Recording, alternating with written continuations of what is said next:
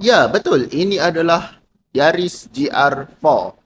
Ini adalah kereta homologasi yang dahulunya kita biasa dengar untuk kereta rally ni adalah kereta daripada Subaru dan Mitsubishi.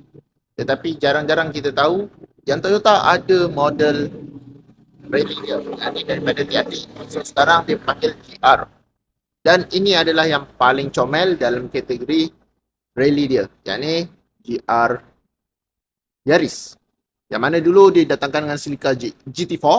So yang ni adalah GR Yaris. Engine 1.6 turbo all-wheel drive menghasilkan 268 horsepower dan juga 370 Nm torque. Digabungkan dengan 6-speed manual transmisi dan juga sistem 4-wheel yang adaptif. Yang mana dia boleh datangkan dengan mod pembahagian kuasa 50-50 ataupun 80-30 ataupun 70-20. Disc brake menggunakan 4 port pada bahagian hadapan dan 2 port untuk bahagian belakang. Yang pasti kereta ni memang cukup power. Dia bukanlah sebuah kereta yang hanya untuk rally tetapi untuk safety pun banyak. Dari segi safety dia didatangkan dengan airbag yang penuh. Dari segi pemanduan juga kereta ni didatangkan dengan Toyota Safety Sign, Lane Keep Assist dan Pre-Crash. So kereta ni tak ada istilah hanya untuk racing tanpa sebarang safety.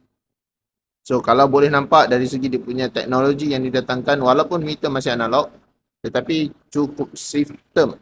Dan head-up display antara aksesori yang anda boleh fikirkan tentang kereta-kereta rally yang canggih macam ni.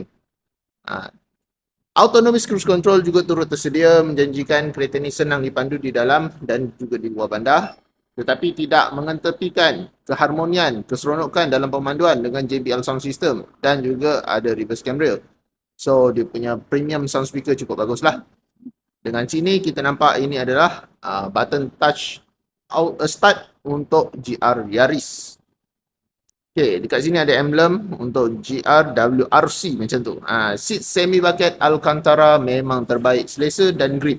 Blind spot monitoring juga turut tersedia untuk kereta ni tanpa mengetepikan button-button automatic untuk aircon. So kereta ni sebenarnya kereta racing yang ada sistem dan aksesori lengkap untuk sebuah kereta masa kini.